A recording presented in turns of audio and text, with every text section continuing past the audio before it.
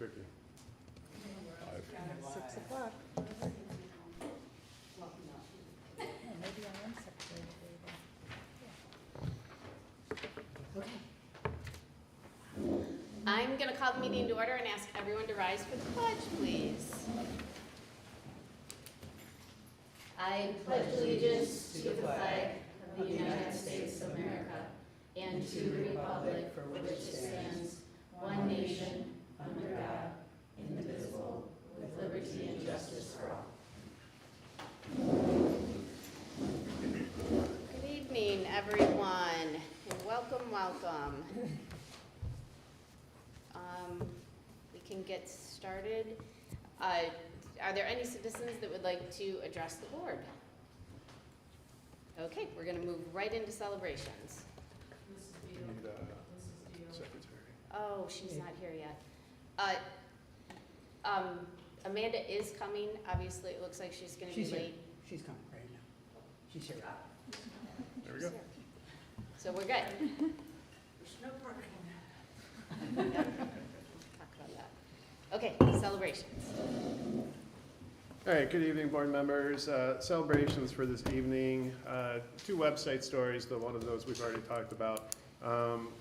Shrek the Musical was, I guess, 2 weekends ago now, and we have some kind of a summary up there with some photos of the production.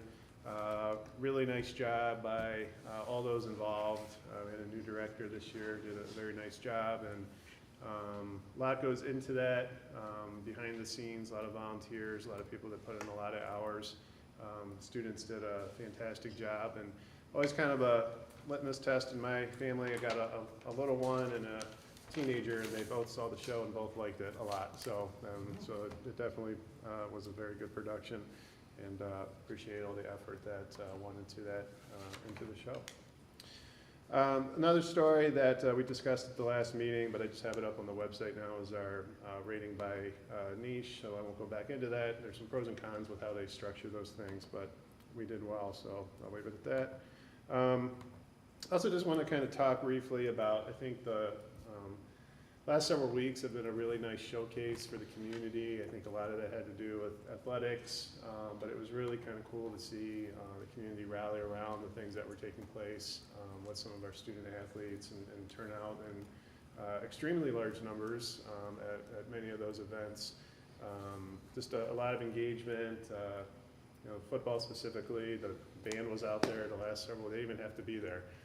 Their season's been done for several weeks.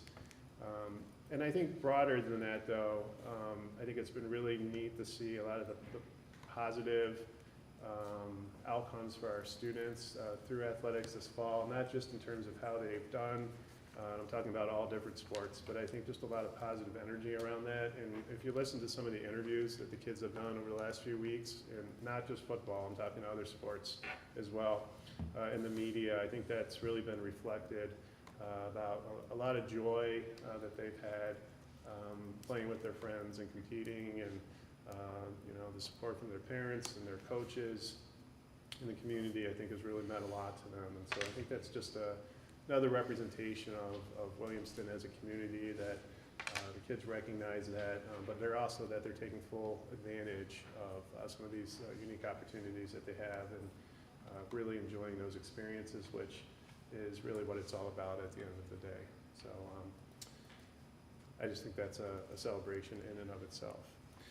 So that's what I had for you today. I did get to shoot the t-shirt cannon at the football game last week. I got yelled at by the principal for shooting it too far. So that was a mini celebration as well. I'm going to put a disclaimer on that I disagree with the principal's thing. I was sitting back there, and some middle school students got those t-shirts, or even they couldn't have even been elementary. They were young kids and were as happy as could be and celebrated getting those t-shirts more than anyone else. So I think it was a win. Because it went all over the entire high school student section. Anyway, that was fun. Anything else? That's all I have, unless there's any questions. Sorry, I was remembering my t-shirt shooting experience there. It was nice. Any questions for Adam? Okay, I am going to welcome to the podium our us to go over our financial audit. Perfect, no, that sounds good. David, is it you working the slides there? Yeah, I'll work the slides. Okay, I'll just tell you next slide then, That so. works for me. All right, so thank you, Nancy. My name's Nick West. I'm a CPA at Manor Costerison. Going to be going over your 2025 audit presentation. Met with the Finance Committee about 2 weeks ago from today. We had a very in-depth conversation. Tonight, we're going to keep it a bit more high level for you. So, next slide. So very quickly, who we are, Manor Costerison, CPA firm here in Lansing, also in Grand Rapids. Got about 200 staff, about a quarter of us work on education audits. We do over 120 in the state of Michigan, which I believe is the most now out of all firms. And I myself work on about 10 or so throughout the year. Next slide. So jumping into the audit results, we issued an unmodified or a clean audit opinion over your financial statements. That's the highest opinion that we can provide you as your independent auditor, also consistent with opinions you've received in years past as well. So kudos on a good, clean audit this year. Next, looking at internal controls over financial reporting, we did have no material weaknesses and no significant deficiencies, so everything there looked clean. And then we did issue a single audit opinion over your child nutrition cluster or your lunch and breakfast programs. And again, no issues noted with either of those programs. So one thing with the single audit I just wanted to touch on that is unique this year is we technically haven't finalized your single audit. The federal government gives us auditors something called a compliance supplement that tells us how we're supposed to audit federal funds. I typically get that in April or May, and I don't have it currently. So unfortunately, you and every other district in the state of Michigan have your single audit basically done based off of last year's compliance, and we're just waiting for that final piece to confirm. I've seen a draft format. I don't anticipate any changes, so it should be very easy to finalize, but just an FYI, that's why that report is not done, and for the Finance Committee, that's why I gave you about 5 different pieces of paper pretty much this year. So. We did issue a governance letter to the board. It's required. In there, we talk about any uncorrected misstatements, disagreements of management. Happy to tell you, no issues there. And then the last thing I have that you've probably seen for the last 4 or 5 years now is a management letter over excess food service fund balance. MDE requires this if you have more fund balance in your food service fund than they require as a calculation. Basically, it used to be they didn't want you to charge a bunch of money for your meals and then have that sit in your food service program, maybe go to the general fund. And so that's not what's happening with your school or almost half the schools I work with. Really, you guys get those free breakfast and lunch claims, and those claims are a bit higher than what the costs are to provide the meals. So your fund balance just keeps adding up. So really nothing to be concerned about there. Next slide. So this is your statement of net position. Government-wide, so this is full accrual basis of accounting, includes your capital assets, long-term debt. I just wanted to highlight a couple of things here for you. There were some significant changes in your pension and OPEB asset and liability. So reminder, those are state-funded liabilities and assets. You have zero control over that as a district. The state just tells you how much is your share. So your share of the pension liability was about $27.2 million, and your asset for the OPEB was about $4.7 million. The asset was up significantly, and the liability was down significantly from last year. So that was good to see. We did have a restatement due to GASB 101 this year as compensated absences. GASB came out and they wanted to change the way that we account for sick and leave time for governmental entities. So it had a slight impact on you guys, enough to cause a restatement, but really what it did is that it just expanded that and included all sick and leave time now, not necessarily just what you used to pay out when people left the district or retired. And then finally, you did increase net position $9.4 million, so ended the year about a $9.1 million deficit. Again, a reminder, about 98% of districts in the state of Michigan have a negative net position due to that pension liability that you have to put on your books. Next slide. This is essentially your income statement for your governmental funds. So you can see the general fund ended the year using up about $213,000 of fund balance, left you with just under $7.2 million, or about 27% of expenditures.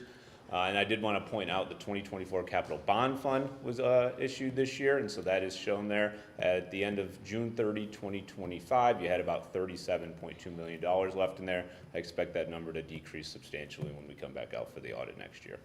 Next slide. So I just want to talk about the general fund a little bit. You guys have the big orange blob you see up there. About 79% of your revenue comes from the state of Michigan. That dark blue blob, 11% comes from local sources, primarily property taxes. And the state of Michigan, state revenue and property taxes work hand in hand. So really about 90% of your revenues are dictated by that state budget. And then about 3% come from the federal government and 7% from ISD or so. So really, you don't have a whole lot of or any control over your revenues. And if we go to the next slide, see a 3-year trend pretty flat. So over the last couple of years, and this is not unique to Williamston, all my districts have seen fairly flat revenues. Depending on how much ESSER funds you got, you might have seen a big increase there, maybe 23 or 24, but going into 25, pretty flat. And I'm sure, as Sarah will mention as well, for 26, probably looking fairly flat as well. So that's kind of what we've got in school finance going forward is fairly flat revenues. And if I go to the next slide, we'll talk about expenditures. So you do spend about 56% of your expenditures on instruction in the classroom. That's just about statewide average. You're doing a great job there on balancing the support and instruction.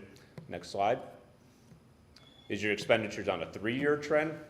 As you can see, a bit of an uptake in 2025. And again, that's not unique to Williamston. Well, I'd say of the 10 I work with, probably about 60% saw decreases in fund balance this year. All of them saw increases in expenditures this year. Inflation, increases with benefits, salaries, new schedules for the teachers union. So that's kind of the trend that we're seeing is flat revenues, increases in expenditures. And so really districts going forward are going to have to figure out how do we balance that rise of expenditures with what we want our fund balance to be. You guys have done a great job since I've worked with you in the past 5 or 6 years of raising that fund balance and not having to borrow against the state of Michigan anymore, saving money there. And so going forward, how do we, maintain that level of fund balance that we can still not borrow, that we're comfortable with, and provide the services and the programs that we still think are beneficial to students. Next slide, please. So looking at the notes to the financial statements, I just wanted to point out in note 1, you will find we audit your capital projects bond fund according to how the state says and according to how the voters approved of it. Happy to tell you no issues there, no non-compliance, all the bid requirements were followed. Same with your sinking fund, those are required to be audited by the state. And again, no issues noted with those funds. So just wanted to point that out. The rest are just notes for you to look at when you get a second. Next slide, please. And the final slide will be the budget comparison for the general fund. So start of the year, expecting to use up about $238,000. Final budget called for just under $500,000 decrease, and then the actual about $213,000. So nice positive variance there from the final budget. If you look at the variance with the final budget for the revenues tab, about $279,000. That's about 1% or so of your budgeted revenues, and then on the variance for the expenditures, about 3-ish or so percent. So really good budgeting there by Sarah, by the business office, everyone involved there. Basically what that tells you as a board member is the information you're getting from your business office is accurate. You can rely upon that to make the decisions that you need. So really great job there. And then I think that's all I had. Yes, I just wanted to say thank you so much for having us as your auditors this year. Thank you to Sarah, to everyone in the business office involved with the audit. I really appreciate all their help and their hard work this year. So with that, I'd be more than happy to take any questions if anybody has any. Any questions? I thank you. I've listened to you numerous times, and I think you make it very understandable for someone who's been through it. So I thank you. If you guys have specific questions about this next week or in a couple days or something, I would encourage you to get a hold of Sarah, and she can explain it a little bit more in detail. But school finance is a little tricky. They don't use the same terms that we do in our life, like savings account, checking account, whatever. So I think it's really important that you understand this, because people have questions or they look at it and they have some misconceptions and are confused. So all good? Thank you so very much. We appreciate it. Yeah, awesome. Thanks for having me. Thank you. Yeah, thanks. Sarah. Here.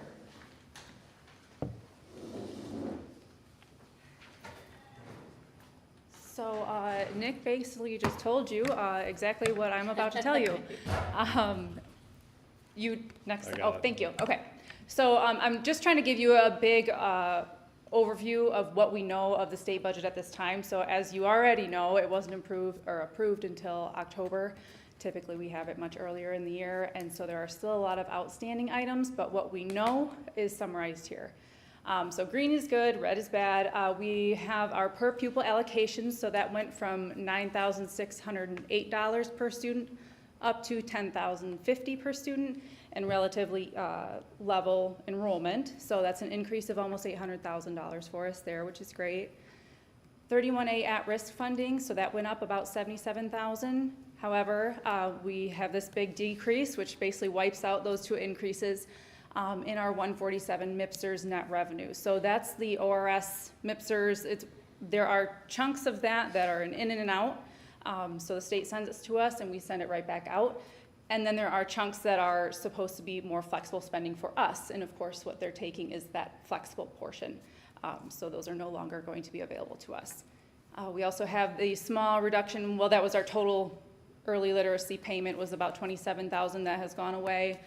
And then off to the right, you'll see I have it kind of grayed out as a 31AA mental health and safety. At this time, we don't have that funding. You'll see later on the agenda tonight, that's something we're going to discuss, but we would have to opt into that. So those funds will be going away as it stands at this very moment. So next slide, please. So again, red is bad, green is good, but we already know we've signed up for increased expenses. It's just part of progressing each year, it's going to. So the biggest increase for us is about $850,000 in salary and benefits.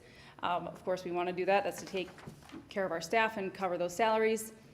Additional item that you will see on the agenda tonight is the 80/20 health contribution. So that is not, that's a 2026 expense. So that can vary depending on what staffing group you're in. It can be January to June. It can be January to August if you're on our teacher contract. So I just put 2026 altogether right there, so I didn't have to do the breaking out, but that's slightly less for this fiscal year. And then off to the far right again is the 31AA safety and security. Again, that's pending. If we get that funding, sure, we'll spend that money on our safety and security, depending what you say tonight. So next slide, please.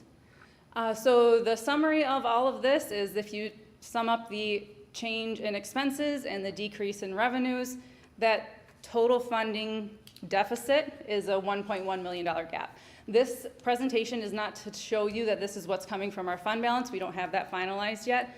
And we've actually done some really great things where we have intentionally carried forward our prior year 31AA funding, and that's to cover like Gemini and some other safety and security upgrades so that we can still do those things in this fiscal year, whether or not we get the additional 31AA allocation for 25-26. So again, this isn't saying that's what we're pulling for fund balance, but just so you know, like Nick said, revenues are staying pretty flat, but our expenses are just going to keep going up. So, any questions? I just have one quick one. Yeah. On the 80/20 contribution, the 277, 254, is that kind of calculated if nothing changed? Because our insurance goes from January 1st to December 31st, would this be for a year, or is it just January 1st till like June 30th? That's the whole 2026, so January through December. Okay, Yes. so only 6 months, yeah. Yes, and like I said, there are a number of other categoricals that are still out there that we'll hopefully get some guidance and know how and if we can spend those. But this is, as of today, what we know. Okay. So, yeah. Any other questions? I think this is a really great way of showing or summarizing the state budget. You're not going to see this in the news, or definitely not from the legislature, but just a really clear way of seeing, like, they'll put funds in and your attention's over here, but then they take stuff away and you don't really hear about it. So I think kind of showing it as a net sum or loss, the way Sarah's presented it is really helpful to kind of gain a quick understanding of what all this means. Yeah. Coding is good. Yeah. Any other questions? Okay, thank you. Thank you. Thanks, Sarah. Thank you for all of your work, getting this ready, getting the audit ready, getting the insurance stuff ready. It takes a lot of your time, so we appreciate it. Can I make a quick comment on the audit? Sorry, I Absolutely. had one thing and I forgot when Nick left. He talked a little bit about the food service fund balance. So we have kind of two plans for that. Remember, those are protected funds, right? So they can only be used for approved items. And actually, we typically go up and ask MDE if it's something that we can use it for. So right now we have two ideas. The first is, and we'll talk more about bond stuff later, but we are over budget, and so we're looking for ways to decrease cost in some of the bond projects. So one idea we had, and we've already submitted about a month ago, we're still waiting for an answer, which hopefully we'll get soon, is using some of the food service funds to cover the cafeteria floor out here at the middle school, just on the other side of the wall. And that would decrease the amount coming out of the bond fund and obviously help with the spend down out of food service. So we're just waiting to see if that's an eligible expenditure.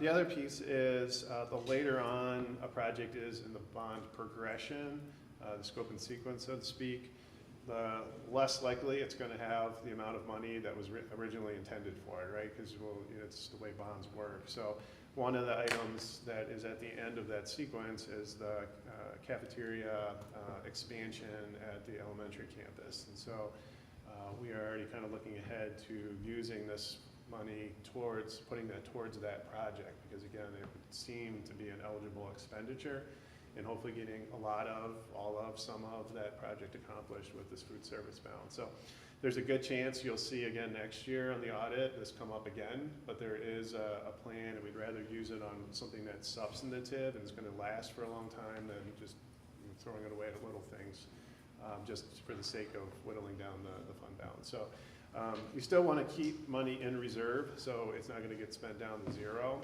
We just want to kind of get it under that cap that's been explained by Nick the last couple of years when he's come to present. So there is a plan for that. With the food service With balance food service. specifically. And we can only use that for food service things. Correct. Any questions about that? Food service money gets a little tricky from the USDA and all of the stuff. Okay, moving on. Superintendent's report. All right, upcoming meetings, we have our last regular meeting of the calendar year on the 8th of December. The education update will be Paige Paulson. He'll summarize fall athletics, preview winter athletics, and then also give an update on enrichment programming, community fitness center, all that stuff. So that will be on the 8th. Our next committee meeting is policy, and that meeting is scheduled for the 15th of December. Moving on to professional development, you can see the agendas outlined in your packet. This took place on the 3rd of November, the Monday after the Friday of Halloween. So just a few, I'll just summarize a couple of the highlights. The preschool Little Hornets spent their entire day focused on literacy. The morning was dedicated to the Michigan Essential Practices for Literacy, and the afternoon was a lot of literacy data analysis. Obviously, early literacy acquisition is one of their, actually their main effort, and so it was good to see the day spent on that work. Discovery spent some time looking at the special education eligibility process and ALEC, which is an intervention program that accompanies the new math curriculum that the board approved last spring. Explore spent time continuing their work on trauma-informed practices, as well as also looking at ALEC and the new revealed math curriculum that they're in their first year of implementing. The middle school was very much focused on department work in the morning, but they also did a lot, all that of course is aligned with their school improvement plan. And then in the afternoon looked at NWEA data analysis, which again helps drive their school improvement plan both this year and in future years.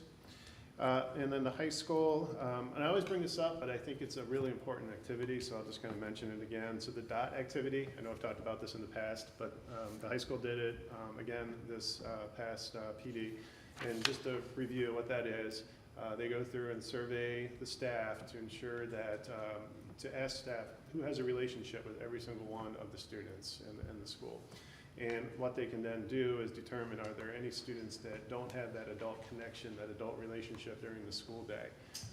It is, I was at the, and obviously that's important for mental health and student support reasons, relationship reasons, but I was also at the Michigan State Police Office of School Safety Summit.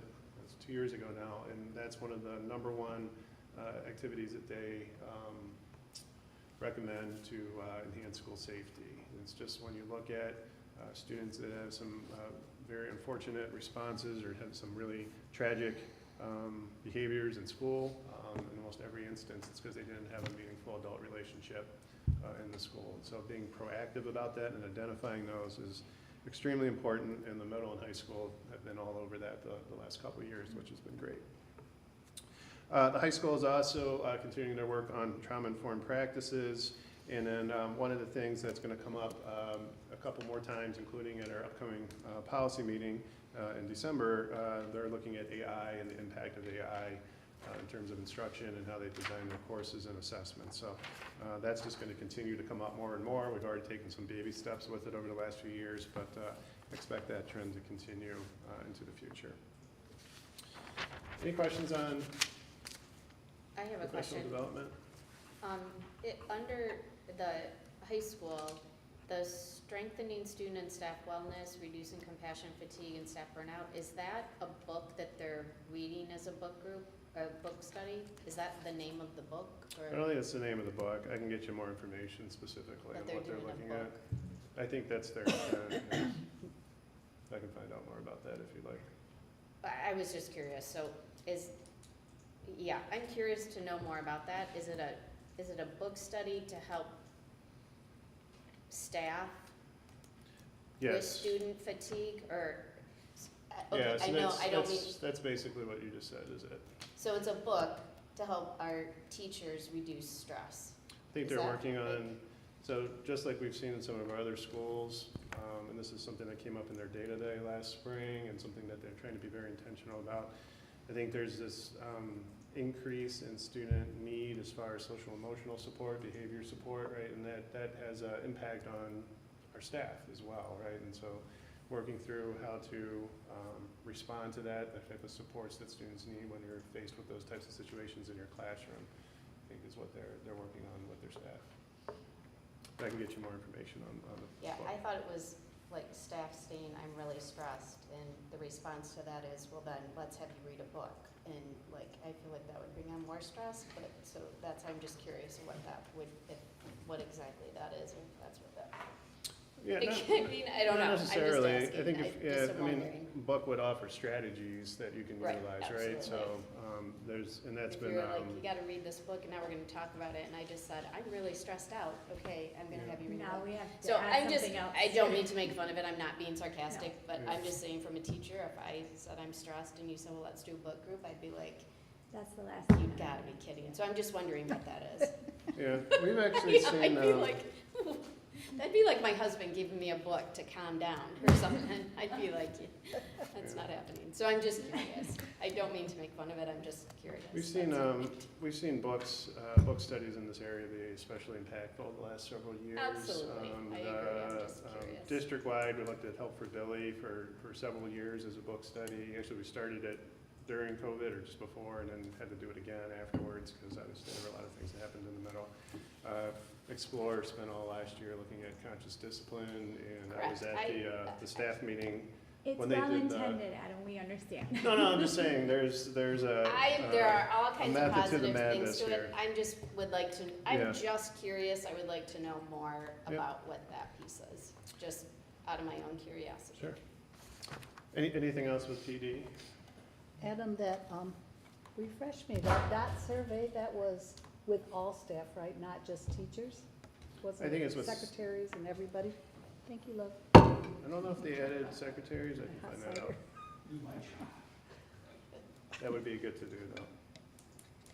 Well, I thought you'd said before that every single person that worked in the building, every adult did the survey, so that kids might have an interaction with the secretary, but none Yeah. of the teachers, for example. I think that's the intent. I didn't look at it, so I couldn't tell you if that was the case, but I Oh, can okay. check. Anything else I can look into? So they do the dot in every building, right? No, I've It's seen it at just the the high middle, school. the middle Middle and and high high school, school. because at the Okay. elementary, the classroom teacher is Right, gonna has have, that. obviously, plus all the others as well in the building, but we know there's a relationship with the teacher. self-contained elementary teacher. All right, any other questions? Thank you. Bond updates? Yes. So bond updates, just kind of rolling through a list of the existing projects that are underway. So softball, if you drove in and it was still light out, kind of saw where that's at. Still on pace, a lot of work going on in the concession building. I think some of the roof's getting completed, and I think they're in the process of building the staircase inside of the home dugout slash coach's room, also known as a press box, but not officially. Explore bids were completed. Unfortunately, those came in even higher than was already initially estimated. The estimate's gone up twice, and the bids came in just a little bit higher. Now, those are the highest possible options for all the different categories. There were 17 different categories that were bid, 68 bidders participated in that process, so a lot of interest. So there are still some things we can do to mitigate the cost, but what we were kind of hoping for was, it was $2 million under, or something along those lines, and that's not what happened. So our intention is still to make sure the Explorer project is done right, because that, out of all the things in the bond, that is the longest lasting, most meaningful part of the bond. It was also the flagship part of the ballot initiative that the community supported.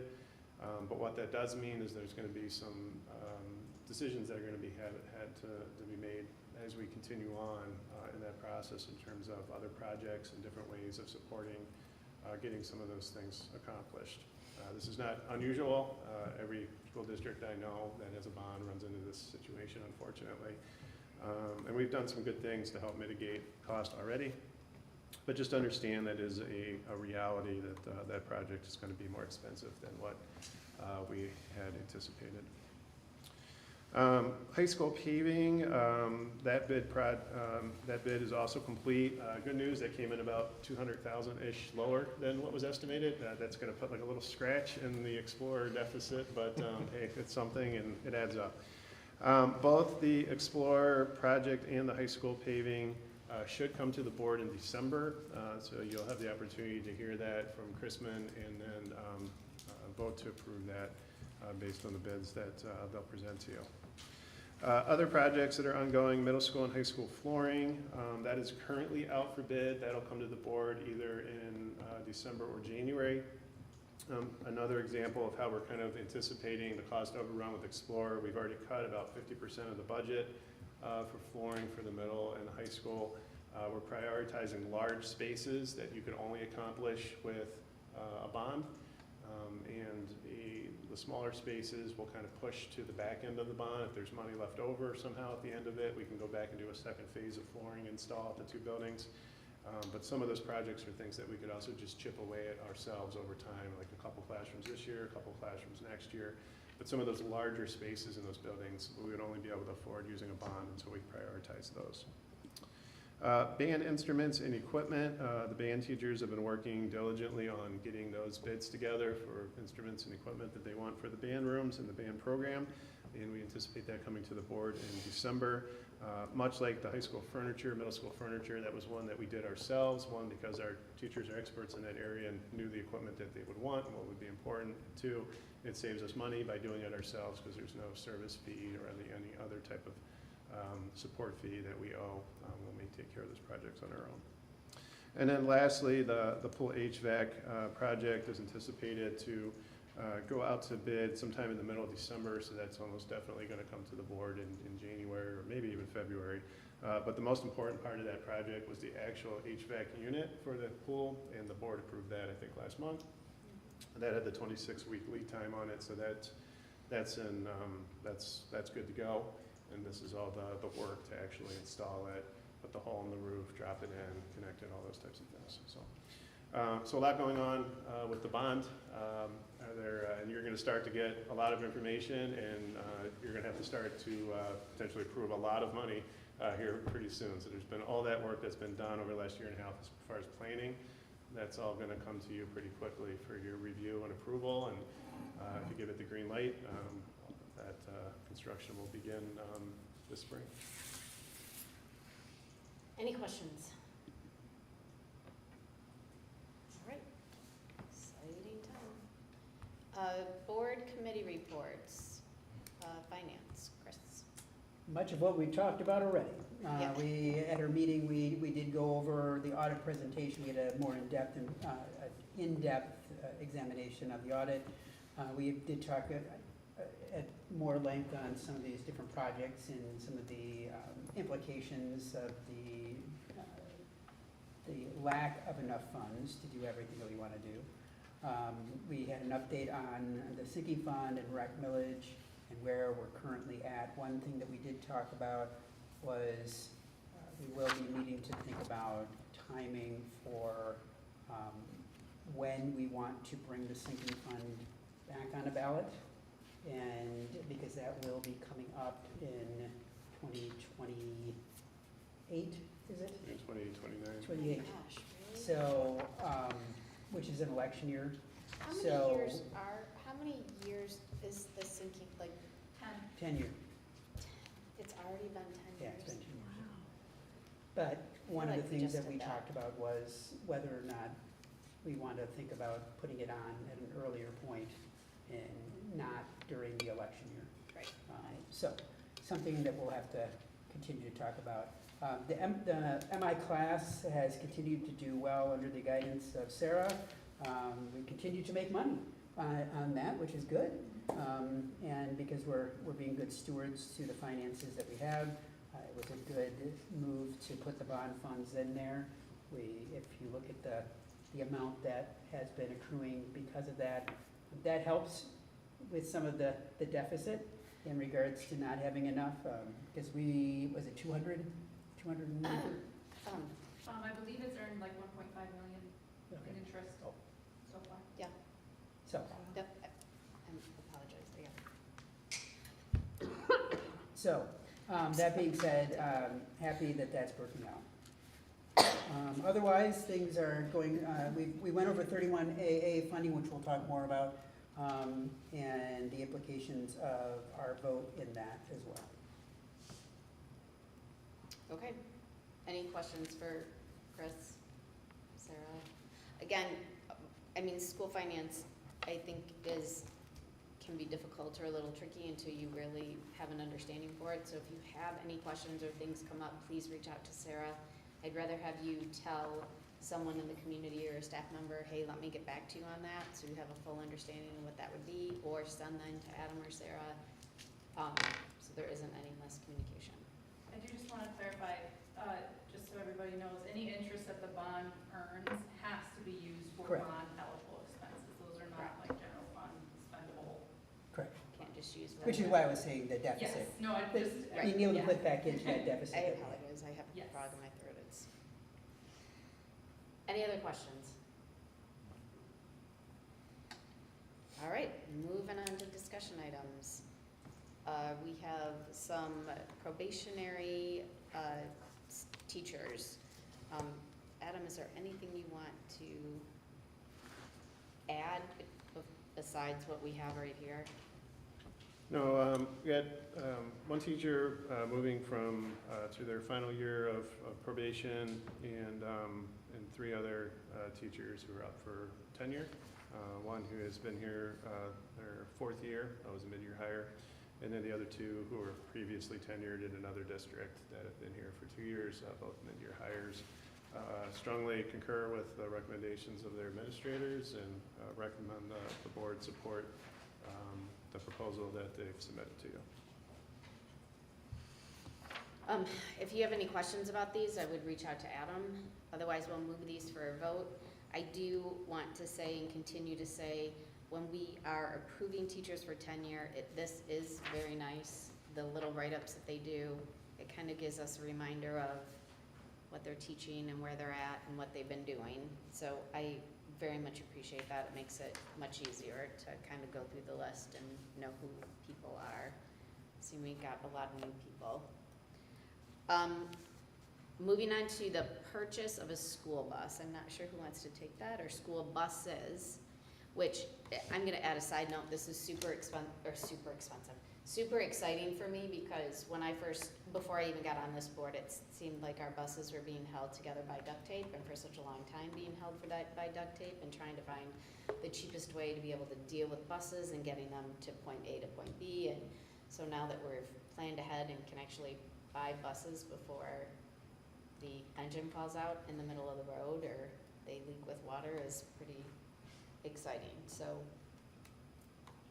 who wants to take the bus purchase? I can take it if it's okay. That's Okay, Um, yep. So, just remind the board that in at least my perspective, the time of the greatest residual risk to our students during a school day is when they're on a bus. I know we think a lot about school safety once they're already in the building, but driving on Michigan roads and Michigan winters on a bus.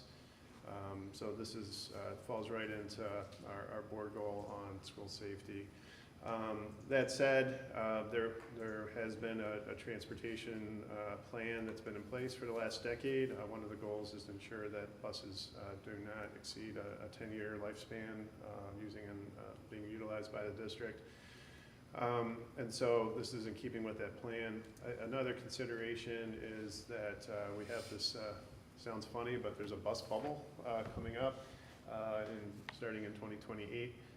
And that's when a number of buses that were purchased in that 2017, 18, 19 period are going to start to get to 10 years of use and will need to be replaced, trying to space that out a bit so it doesn't all come at once, especially at the price buses are at now, I think is strategically important. The other piece that I'll bring up is when Brandon was getting bids for the buses, he was told by International that they're expecting a $30,000 increase per bus next year.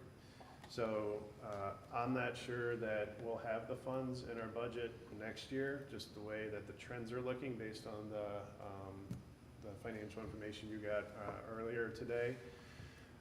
We'll know that a little bit more as the year progresses in terms of where we are when we have enough information to do an actual budget amendment.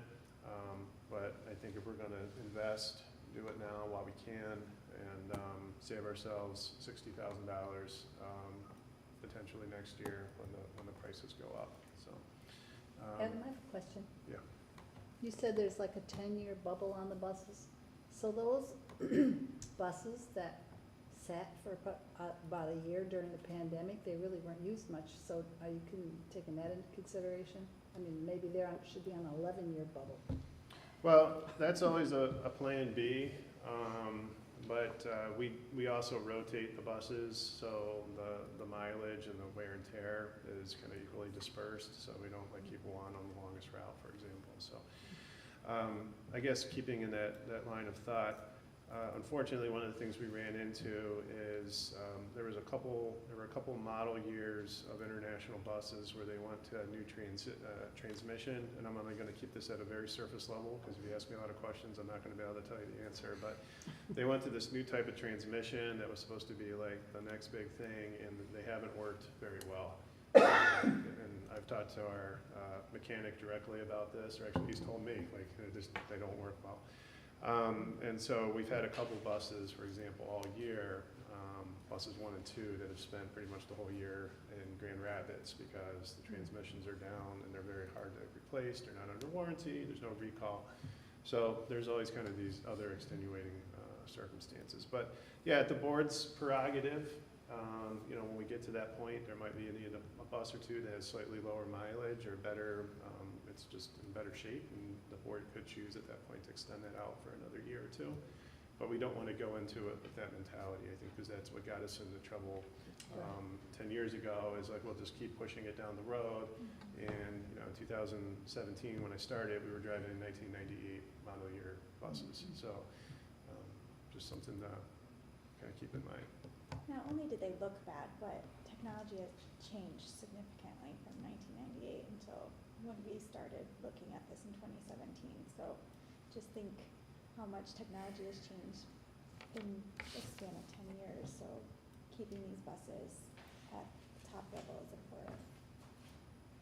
Well, and I think Pam said, didn't the new buses that we just got air condition Yes, came standard.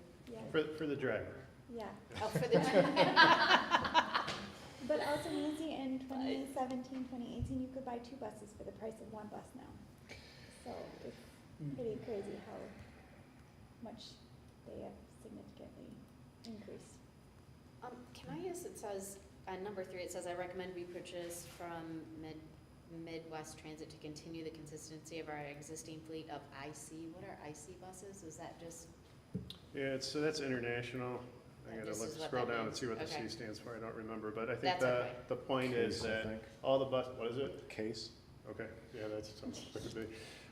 did you just make that up, or is that what it is? No, my kid used to be really into tractors, so. All right, well, there we go. So it's just. It's just the continuity that all the buses are from the same The same manufacturer, similar parts, similar, I mean, everything's get the it. same, and it just makes the maintenance and continuity of the fleet consistent. So how many, if, by getting these buses, will we have any buses, like extra buses in case we have one that breaks down or needs an oil change, or when we have sports that, and they need to leave before the bus route? Yeah, well, I think, generally speaking, we're usually in good shape with the number of buses. It's the number of bus drivers that gets us into a bind. Bus drivers. But I think the plan has been, in the transportation department, they'll remove the oldest bus and then take a regular route bus and kind of demote that into like the reserve bus or backup bus. That can be used for special trips, but it's also the bus that gets utilized when one's down for maintenance, or there's, it's in Grand Rapids for months and months. I think that's kind of their rotation plan. I didn't ask about specifically which numbers they're looking to rotate out this time, but. But it's not like we're selling any buses, we don't, because I thought when we got these last ones, the buses weren't worth keeping. So we did something. We scrapped it. Well, basically, So yeah, will we pull the these- stuff off of it that can be used, like radios and things like that. We take that and put them into the new bus, cameras. But then if, But we're not at the point where we're gonna buy these 2 buses and then just pull 2 buses and they'll be like extra for emergency. I don't think the intent's to add to the fleet, no. Fleet, it's replacement. Shoot. I personally feel, in transportation, we're here, they might disagree, but I think generally speaking, we have the appropriate number of buses. It's just finding drivers, especially when we get into sports seasons that have a really high operational tempo. That's where we get into trouble, is just having enough drivers to support moving the kids to the places they have to be. Well, and with all the construction that's been going on, and our buses having to go all the way around different routes, I'm sure that's put quite a few miles on our buses, which we We're typically using don't have. we're using the brand new bus for that route, but For that. she's, the driver, we try to get her out of the elementary campus early, so to see that bus go first.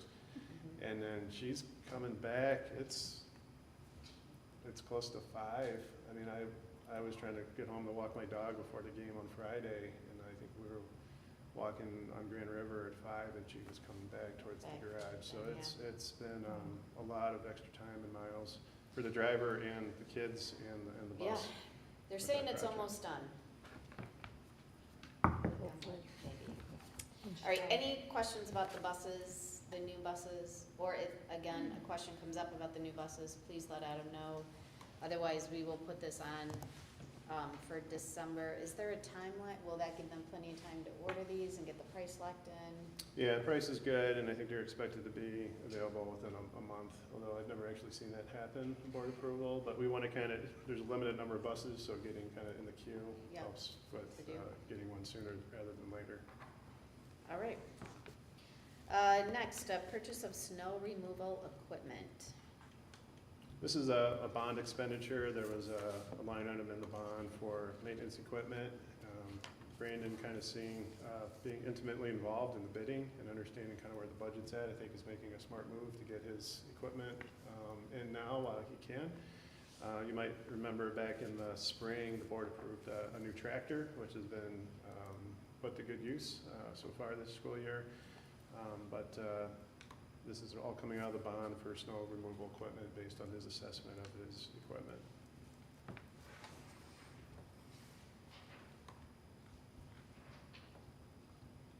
And this is the.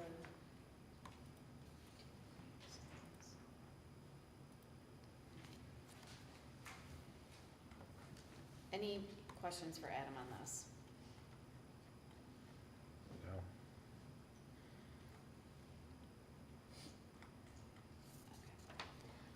Sorry, I'm just reading this again. So if questions again come up, please get with Adam so we can get those answered. Otherwise, we can move this for action in December.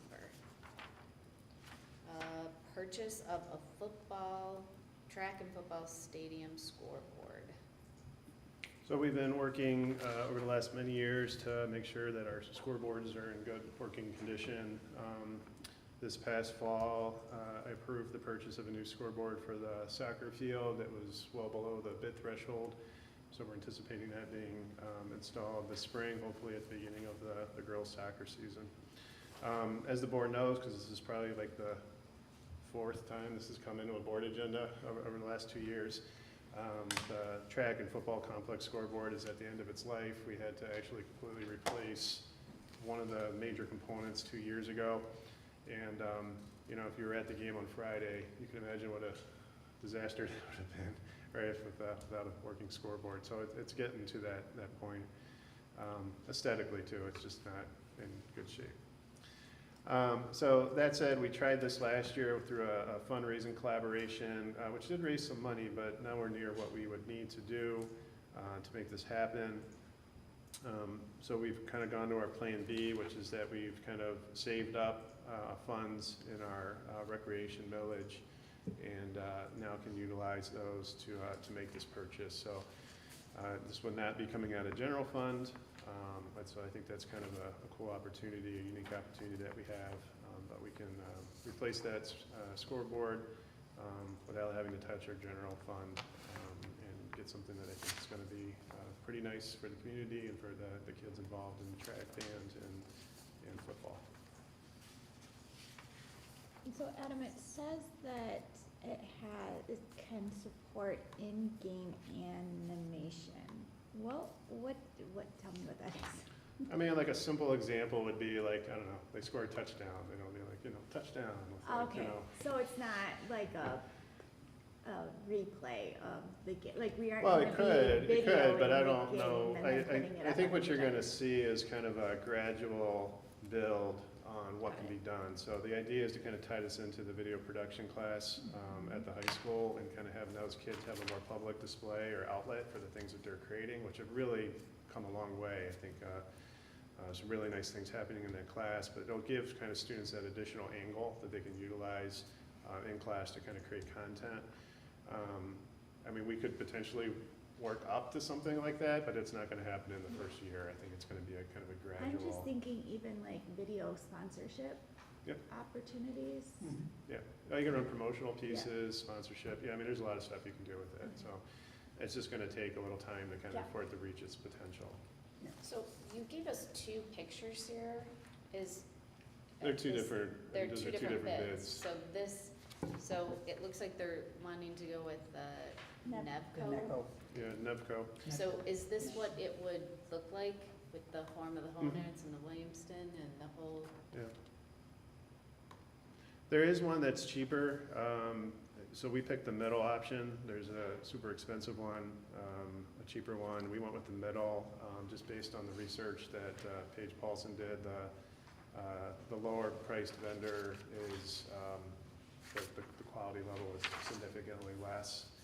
And since you're looking at a difference of $20,000, I think it'll kind of pay for itself with the durability and longevity of the product. Adam, you did look into the warranty. Do you want to tell people what you found? Yeah, so the warranty on the Nevco is, it's 100,000 working hours, which equates to, so that's more of the lifespan angle, equates to about 15 years of use. And the warranty covers everything for 7 years. Nice.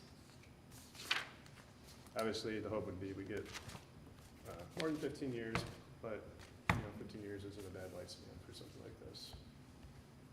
The technology would be very different. Yeah, I'm sure. Yeah, in 15 years, yeah, I'm sure. How old's the current one? What's that? How old is the current board? I don't know, but it's been there ever since I can remember. Old. I mean, it's been there for a since I've minute. been on the board, so that has, I mean, I don't, Yeah, long time. yeah, I mean, 12, 15, Over 15 Well, years it wasn't probably. damaged in the tornado. No, it's all internal electrics. We've had No, I'm saying multiple. the Oh, scoreboard that you the had. big one from back in the day? I don't think so. Yeah. I don't think so. Yeah, I don't. The 2007 one? Hmm. I think that mostly got soccer. Somebody Okay. might tell me I'm wrong, but I don't recall that being the case. All right, As I was curious about the video editing software, and if that's because I had to pay that and it's extraordinarily expensive. So I wondered if that's an annual cost or something included, or? I think there's a compatibility piece with it. I'm talking like a separate license to like Yes. run some things like that. That hasn't come up as an issue thus far. I can verify that though, but it's not gonna be a concern. I was surprised it's the We had some cost. previous experience with that. We talked a little bit about this at the committee level. We had another vendor, probably 2 years ago now, offer these giant video display boards for the performance gym at the high school for free. And we're like, oh, that's fantastic. I mean, they were pretty cool. And like over months and months and months, we just kept asking questions. And eventually we figured out what the catch was. And the catch was they would only run on a particular type of software. And like the license to that was like $15,000 a year or something like that. So like that was the hook, was like you got the free board, but after you asked enough questions, the way they made their money was off the software license. So I'll verify that, but that hasn't come up as a concern at this point. all right, any other questions about the scoreboard? Like I said, Paige will be here in December to do the ed update, so if you think of anything else, he's done all the homework on this and is pretty knowledgeable, so I'll You check can on ask this. him I'll this. check on that, but yeah, also know that before you vote, he'll be here and he could address any questions you might have. Okay, otherwise we'll move it for action for December. All right, the next thing on our agenda is the school, State School Aid Act, Section 31AA. I'm gonna give just, I think, my overview. Please jump in, Sarah or Adam, to this. So this is money that the state said, hey, we'll give you this money. You can use it on safety, security, some mental health things. The catch is you then wait, well, there's, to me, this is me personally saying this, I feel like after reading this and going back and forth with stuff, there's many questions about it. You have to give up, waive your right to attorney-client privilege. And you're not, so they, if we had what they deem as a catastrophic event, which you kind of think, well, if we ever had a school shooting, God forbid, but they're not just defining a school catastrophe as a school shooting. It could be anything that they deem more than 3 people would get hurt at. They're not saying it just has to be students, and they can go back through anything that has happened in the past, and then even if this money was just a one-time thing, they can go anywhere in the future. Like nothing has been like really solidified with this. So there was, Troon was putting on a question and like a question answer overall thing. I unfortunately had a plane that was delayed, so I couldn't attend, so I talked with Sarah very quickly and gave her a list of questions that I have, because I feel like this could just open a can of worms. So Sarah attended, we had extra questions. So the lawyers were putting this on, she asked these questions, I don't want to speak for you, this is what I think happened. She asked these questions, they said you need to contact MDE. She then wrote MDE, and MDE came back and said you need to ask your lawyers.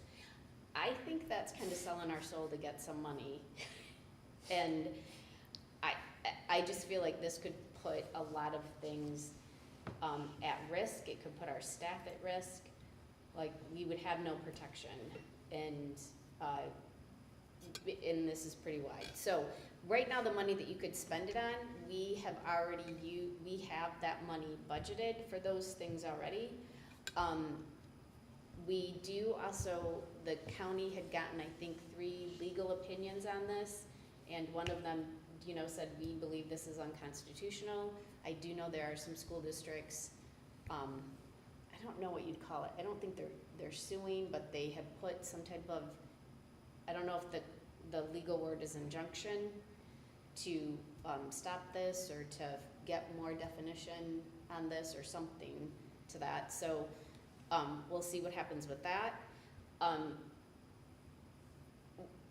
So the only thing we have to do, if this is something that some of you would like to consider, we don't technically need to vote on it. I think we should, to give cover to the employee that says, yes, we want to do this.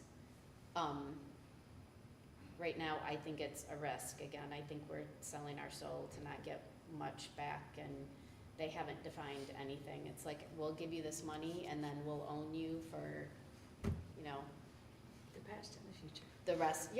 the rest of your existence. And I really think it puts our staff, administrators, kids, all of that confidentiality piece is gone. So if we don't want to opt into this, we do nothing. I can say, coming out of finance, I feel that the committee felt strongly that we not take the funds.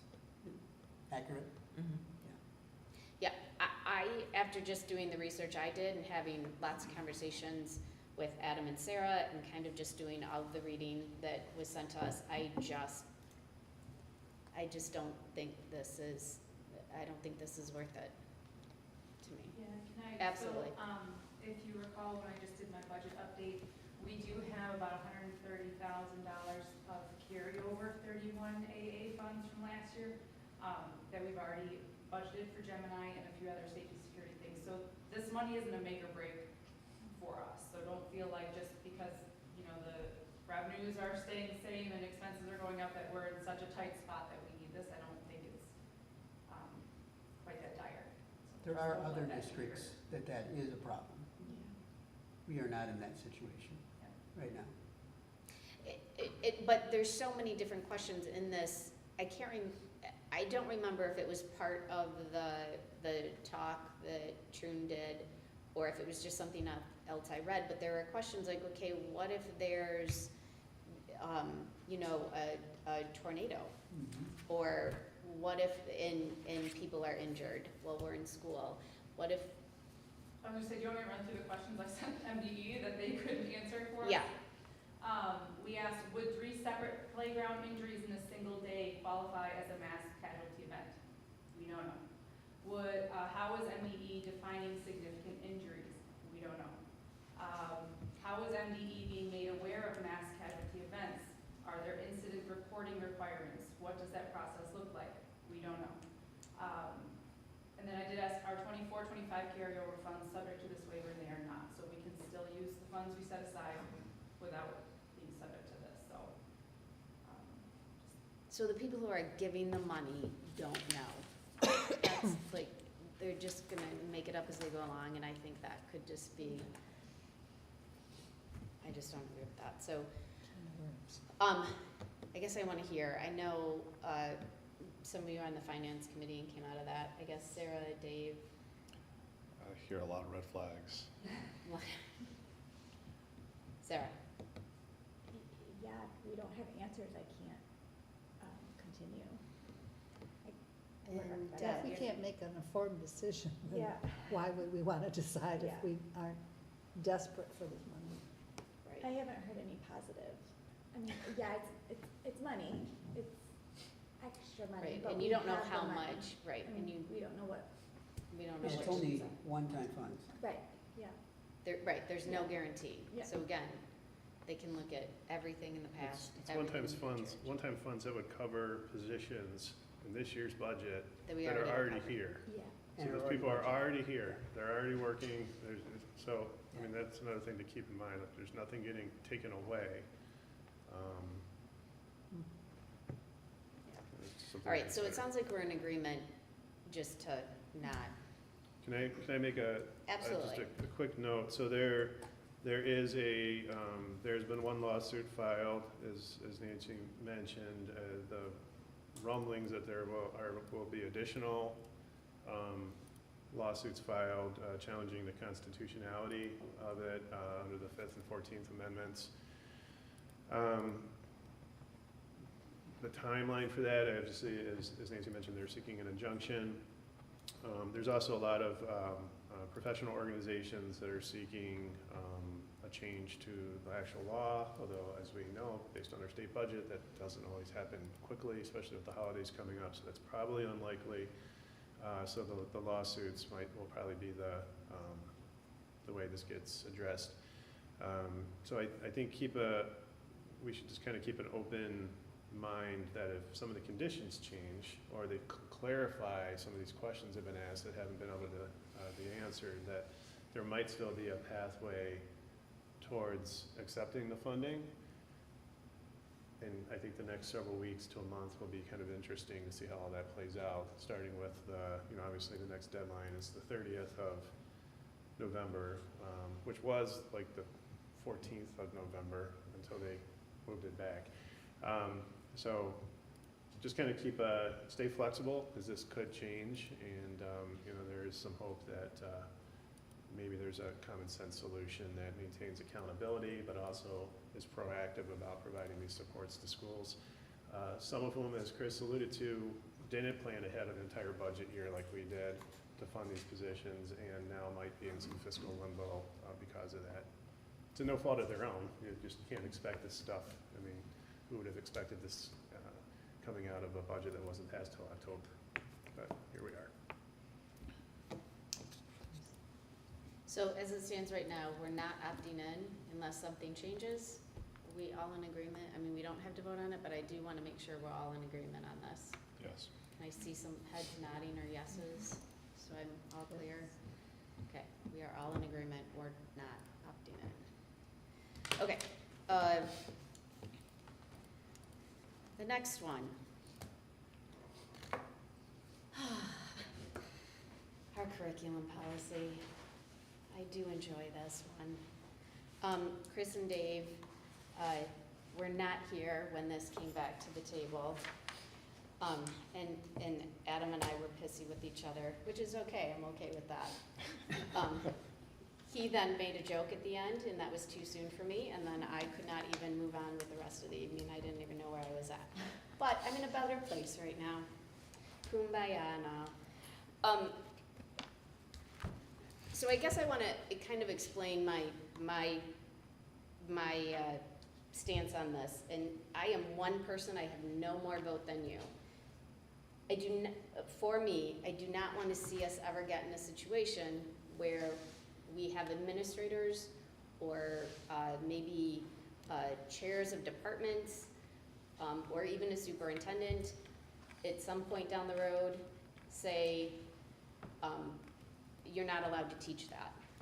And not for real legit reasons, but for maybe just an unconscious biases. And right now the big buzzword in some places are banning books or banning this or not teaching this. And I don't want to go down that road. I don't think, I want to give opportunities to all of our students regardless of whether I agree with certain things or not. So with this policy for me, I was having staff ask, do I need to bring this to the board? And I would be like, no, because my understanding of the policy is, you're just putting this on a list. It's one piece of material that you're using. Not all kids are going to use it. Administrators read that differently, and then kind of got us in a spiral, and I asked this to go back for clarification. It came back. For me, I'm not sure it clarifies what I was looking for it to do. However, I also believe that if a teacher wants to use a piece of material or to have a certain book available to kids, they need to be able to come in front of the board or to an administrator and to be able to explain their book and their decision and stand by it and defend it. And if they can't do that, then I'm not sure they should be teaching it, because you're gonna have students question, or we want students to question. And if you can't give them those answers, or parents question you and you can't give those answers, then you shouldn't be teaching it. So I've kind of gone round and round on this. I did talk to Dave, I did talk to Adam.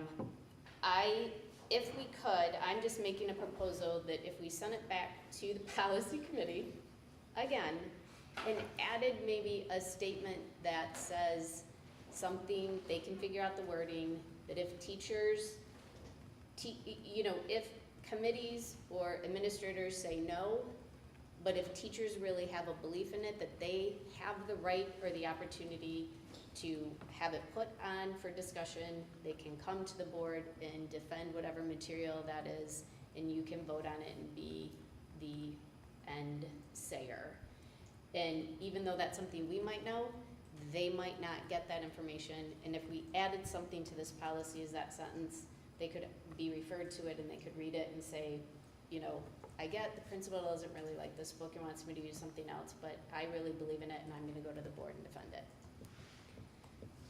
Thoughts, ideas, what else do we want? That's my 2 cents, but I need to hear from the rest of you.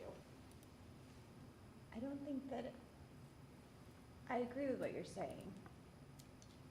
I think that this policy doesn't address the basic premise of what curriculum is. How are we defining curriculum? I don't think that that is sufficiently discussed in this policy, because I think that that is where a lot of the issue lies, with teachers not knowing what curriculum is versus what a resource is. I think that it should be clearly defined. Isn't it being defined in the bullet points? And looking through But- the bullet points, it's not. I see what you're It's not saying. specifically spelled out and saying curriculum is this, Yes, and it should contain this. but I think that But I that think that leads to the a way it's little written bit right more now, questions, yeah. is, well, this isn't curriculum, this is a resource, because I think that that's where it gets messy. Are you looking for a definition? I think that teachers, our staff, are looking for a definition. That wouldn't be a hard thing to add by the committee. But I also don't wanna go, I know, it. I also think that we Outside have, of our lane. Yeah. well, outside of our lane, but I also think we don't want policies to be so rigid Narrow, yes. and narrow. Yeah. So I think the difference, if you were talking curriculum versus a resource, I also don't wanna get tied up in, I can't even think, if I was teaching a history class and, pulled articles from somewhere, I would consider that a resource to support the curriculum I'm teaching. I don't wanna get caught up in having I get that needed to be But I think used. that sometimes when we talk about this policy, we're thinking about just upper levels, when this is a policy for all grade levels, and even in the elementary school, what do they read in 3rd grade or 4th grade, Blood on the River? Is that curriculum? It's the teacher's reading it out loud to everybody in the classroom. I don't remember approving that book.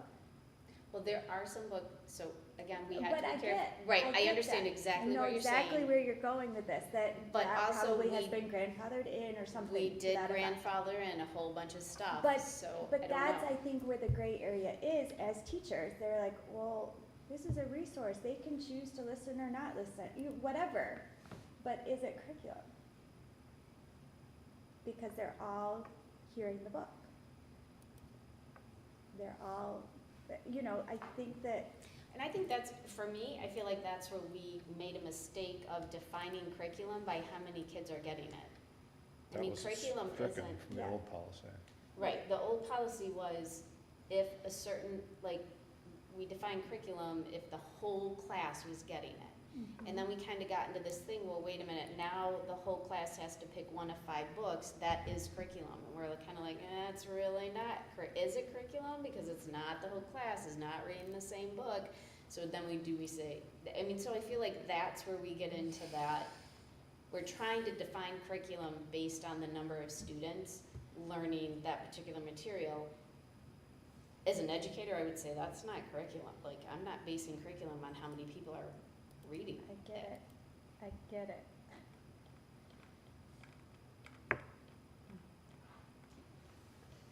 What else, guys? I mean, we need to, like, So if you wanted to keep the definition of curriculum broader, then couldn't you just say would be defined by these concepts that will be taught through various materials? And then you just state the concepts. what? But then I don't know. articles and things like that would have to be submitted for approval, right? Yeah. They couldn't Yeah. have They couldn't have up-to-date things flexibility. necessarily. And there are times where teachers are working on the fly. Like, you're Yeah. starting to do a lesson and all of a sudden you're like, this is not working. The point They are out, is, so it's now I'm not gonna to go make pull this something harder. else. I get it, but I also am hearing from staff is we're confused. What is curriculum? What is resources? I thought this was a resource. That's why I didn't bring it forth. Or is this? And those are the same questions that it seems like you're getting, Nancy, from people. Is that does this need to be approved? And I don't think that they're asking to kind of get away from getting approval. I think that a lot of times it's just a genuine ask of, do I need this approved or not? Because I'll defend it, but do I have to get it approved or not?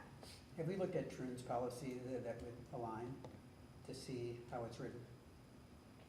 We did, I believe Truan's had even less information than Yeah, I ours. thought Trin and truants was Neola not. don't delve into this. It basically just says the superintendent will bring curriculum to the board for approval, something like that. It's very general. scant. This is the most prescriptive policy I've seen. There might be others elsewhere, I'm sure Is there it, are. would it make more sense to go less prescriptive and broader and allow for the superintendent to bring forward what he or she But then feels isn't is that necessary? leaving it up to the staff member to decide if this is curriculum or not? Like, doesn't that leave us in the same position that we're I in think right it's now? Well, leaving I it up guess- to the superintendent's, You're right, and what happens? to bring to us to say, Correct. yes, I believe this is a curriculum issue versus not. Which is It's how in I your feel, purview. this is what this says. The superintendent shall be responsible with advice from professional staff to recommend to the board materials for adoption. So I think this says that. This just has some other descriptors in it that are fine. Personally, I mean, again, just to reiterate, this isn't something that we're struggling with internally. But I support I like the idea of So where, having that included where teachers know they can always bring it to the board if they hit a roadblock along the way. so where this kind of made us stumble is we had, English, this isn't a secret. English teachers were bringing, I think, a set of 5 books to us to approve. Unfortunately, I was not here, and at the very last minute, a board member had questions about those books. And there wasn't time to get the English teacher in here to defend the book or get questions.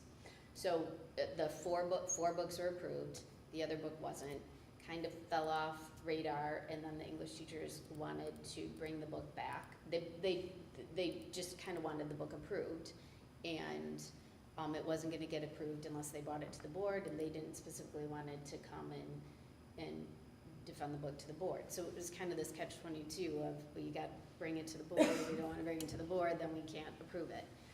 So, and not everybody liked this book for the particular topic that was being taught. So I can't, I know the book, and I thought the book was fine, and I could defend the book, but I'm not the one teaching the book, so they need to be able to defend the book, and that's where then that came into play.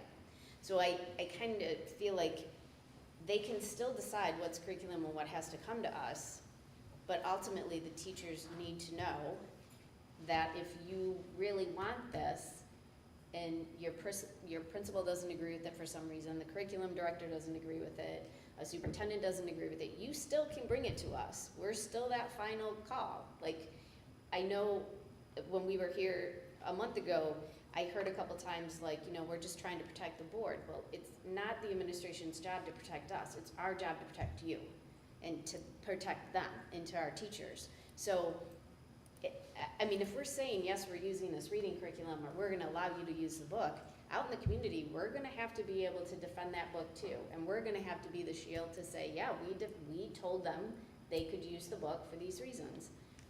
Students also always have an opportunity to talk to the teacher and talk to the principal if something is uncomfortable or something they don't believe in, and switch something out. It happens, I don't know how often it happens. So I think this just puts a layer on, if teachers were looking at our curriculum policy, they could see on here, well, you know, this principal might not like this, but ultimately we can take it to the board and get approval. And we could hear all sides of that. So just adding that for me is that protection of, you have a right to come and defend what you want to teach or what you want to add into your classroom as part of your curriculum. If you want to fight for that, we'll hear that. You can always come to the board. So then maybe we look at the truant policy and add exactly what you're saying to the truant policy. The truant policy gives less definition than this, though. But if what you're saying is, if a teacher's like, oh, I didn't know that was curriculum, sure, I'll go to the board, because it's in our policy, like, that's fine, Right, but why wouldn't we just add it to this policy? we could. That's up But to if you we guys. wanted You guys have to less- decide to do that. If the board thinks that, in an instant of less is more, then we could do the true now, and just add language, what you're specifying. I don't know, I haven't read the true Yeah, I was one, so gonna I say we'd can't have to say, look at I don't that in know the if, policy. I mean, I don't feel like our policies are less or more. I feel like we don't make them so rigid that Yeah. people have to stay. So I would leave that up to the policy committee. I am fine with the policy as it is written if we just add the sentence that teachers have a right to bring whatever material to the board for. So how do administrators feel about us potentially adding that? Adam just said he was fine with it. I don't, we Yeah, typically the- don't add. The I don't caveat that I would care. include when drafting it for the committee would be, there's a curriculum adoption process. That process would still need to be adhered to. It's just that at the end, it gets to like levels of recommendation and support, starting at the building principal level, usually actually at the department chair level in a lot of cases at the secondary. And you might hit roadblocks there. So there's a potential where a book could come to the board after going through the full process without the support of varying people in that chain, and, you know, the board may take that into consideration when making a decision. I don't think you're gonna want, or would you get a situation where you got like a teacher up there asking for something and an administrator up there asking for something. Like, I don't think that's gonna happen. I think you would just kind of get it with kind of a, it's not recommended, but we're not gonna get in the way. If the board feels like this is an appropriate resource, then that's your prerogative to vote it in. Yeah, I don't look at this as, like, when we have to do a new math curriculum for the whole elementary, I don't expect them, like,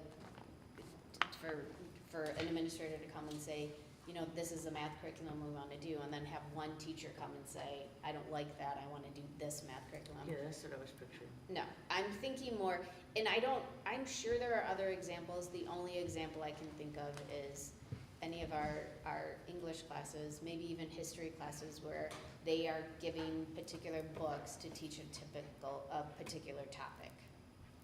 So where it's something like that they are specifically using to teach, I don't know, happiness, wellness, and they want to use a particular book or a topic that the state says they have to I think cover. there are like infinite examples of this, like so many, and that's why I think it's just advisable the board not get overly prescriptive. I mean, there's just so many examples of things that come up on a daily, hourly basis, and there needs to be some type of oversight component to that at varying levels.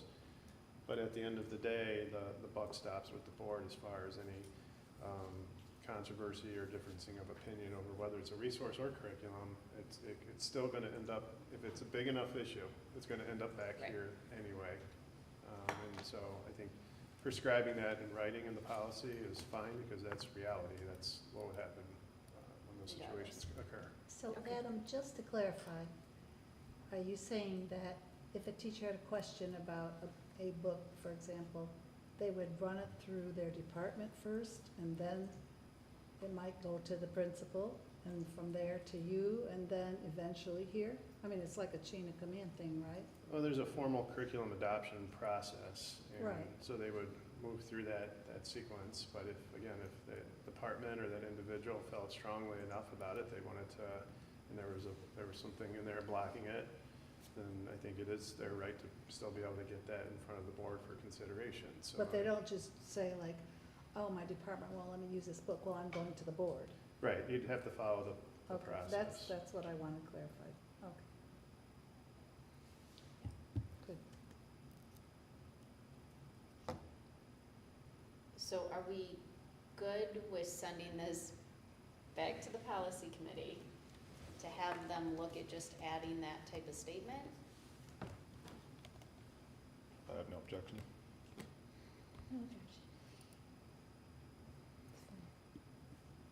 Chris, good with that?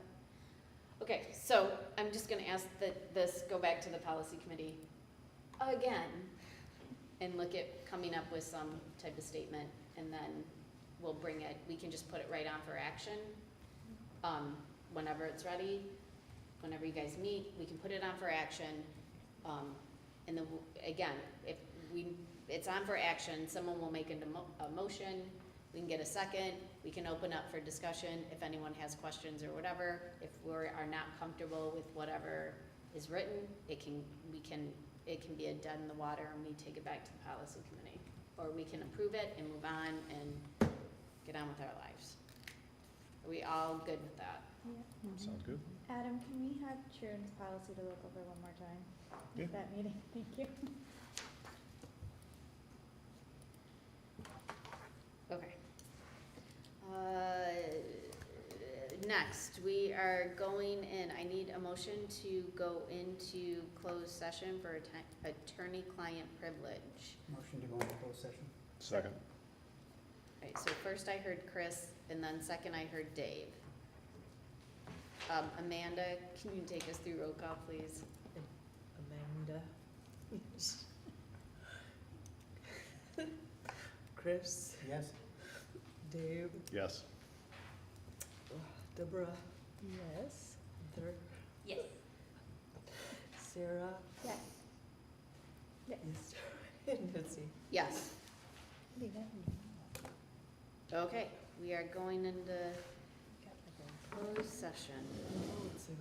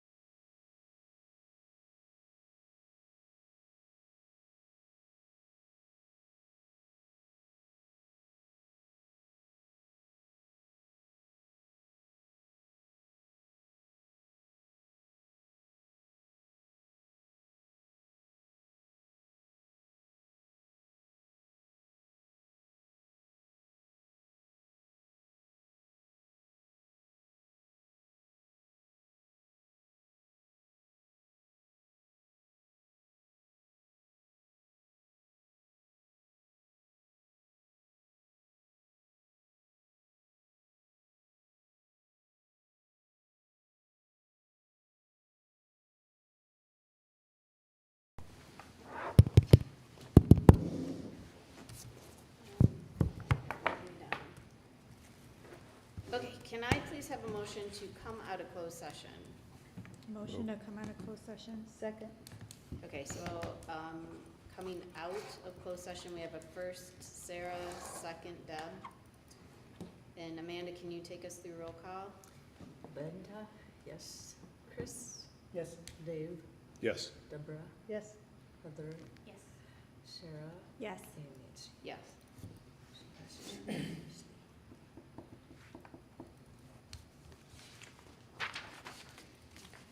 Can I please have a motion to approve the minutes? Move that the Williamston Board of Education approve the minutes for the regular meeting held on October 20th, 2025 as presented. Second. Okay, so I have a first Dave, second Heather. I know. It was Heather, right? Correct? Any other discussion? All in favor? Aye. Aye. Any opposed? Okay, we do have one roll call vote. Can I please have a motion to approve the resolution for the Power School class action? I make a motion whereas one, schools nationwide are joining a nationwide lawsuit against Power School Holdings Incorporated, Power School Group LLC, and related defendants concerning the December 2024 Power School data breach, specifically MDL number 3149 in the United States District Court for the Southern District of California, known as lawsuit. 2, schools in the lawsuit are being represented by France Law Group APLC, a California professional law corporation known as France. 3, Trune Law Firm PC referred the school to France for the lawsuit. 4, the board believes in the school's best interest to join the lawsuit on the terms specified in the attached attorney-client fee contract. 5, the board believes it is in the school's best interest to authorize and direct Dr. Adam Spina, superintendent or designee, to sign the attached attorney-client fee contract on behalf of the school and take such other action as necessary to obtain monetary damages for the school in the lawsuit, subject to review by the school's legal counsel. Now, therefore, be it resolved that 1, the board decides to join the lawsuit on the terms specified in the attached attorney-client fee contract. 2, the board authorize and directs Dr. Adam Spina, superintendent or designee, to sign attached attorney-client fee contract on behalf of the school and to take such other action as necessary to obtain monetary damages and injunctive relief for the school in the lawsuit, subject to review by the school's legal counsel. 3, all resolutions and parts of the resolutions that conflict with the provisions of this resolution are rescinded. Second. So I have a first Sarah, second Dave. Any other discussion? Amanda, will you take us through roll call, please? Amanda, yes. Chris, Yes? Dave, Yes. Deborah, Yes. Heather, Yes. Sarah, Yes. Nancy. Yes. Motion passes unanimously. We have some separate action items. Can I have a motion to approve the high school social studies course? I would make a motion that the Williamston Community Schools Board of Education approve the new high school social studies course, World War II History. This course will be available starting with the 2026-2027 school year. Second. Who was that, Heather? So we have a first Deb, second Heather. Any other discussion? All in favor? Aye. Any opposed? Okay, the second is the 80/20 District Insurance Letter of Agreements. Make a motion that the Williamston Community Schools Board of Education authorize the 80/20 district insurance cost contribution for 2026 as discussed and detailed in letters of agreement. Second? So we have a first Chris, second Deb. Any other discussion? I have a little bit of discussion on this. I was not here when this was discussed, but what I do know is this is something that we didn't budget for. The way our insurance goes, it is January 1st to December 31st, so we get those costs in about October. So the cost went up so much this year. Some of them were like double, like $400 to $500 a month. So I kind of looked at, again, this was something we didn't budget for, but my dear husband being a tax person kind of helped me. We took some of the people in the different bargaining groups that we had, took kind of, if they were on step 1 or 2 or 3, some were there, and did the math, just a very conservative estimate on what their taxes possibly could be, what they put into, how they come, and some of our employees would be making like less than $2,000 a month. Like, this would significantly impact their ability to pay for life. And that does not include, like, if they have any student loans, if they have any car loans, if they pay rent. This is clearly just looking at tax options, or like the taxes, what taxes, federal, state income, all of that taxes coming out. So it was a very conservative look, and it was pretty appalling. Some of our staff and even administrators who are making more or at the top of the step are getting the same increase that the people at the bottom did. So in my opinion, if I was a first-year teacher and planned out my bills, starting when I got that first paycheck in July or August, and then all of a sudden in January are hit with, $200 to $300 a month out of every paycheck, that would have been a significant hardship for me. So even though this is not something we budgeted for, it was the right thing to do. And I get that people think that it wasn't a lot of money, and we have the money, but as you saw, some of that money is gonna go right back out, and we have other projects and things that we've been working really hard at. So I appreciate that we're doing this for them, but it would have been a significant hardship if we did not. Is there any other discussion on that? All right. Can I make a comment? Absolutely. I think most of the district, the vast majority, doesn't really know the board did this. So I think that's something to keep in mind too. I don't know how that gets communicated. I'm sure there's 1 or 2 people that might be watching this right now, but probably not. But just as we asked, heading into this as a potential option, like, I don't know, nobody is probably an extreme, but like, districts don't do this. Like, they just don't. So this is a very unusual action by the board, and most of the district doesn't really know this happened. I think with most of the bargaining units, there just wasn't enough time to really do any education either, so they just didn't. I think they signed it because they kind of trusted us, but there hasn't been a lot of communication about the impact. And I think the few folks that do know, unfortunately, haven't expressed any appreciation, but I guess on their behalf, and for the vast majority of our district, the 99% that doesn't even know this is happening, just convey thanks on their behalf for doing this. It's a very unusual step for a board to take to do something like this. And it is appreciated, and I'm sure the vast majority of our staff, if they understood this, they would echo those same comments. So just understand it's just a lot of folks aren't expressing that because they just don't know. But it's a very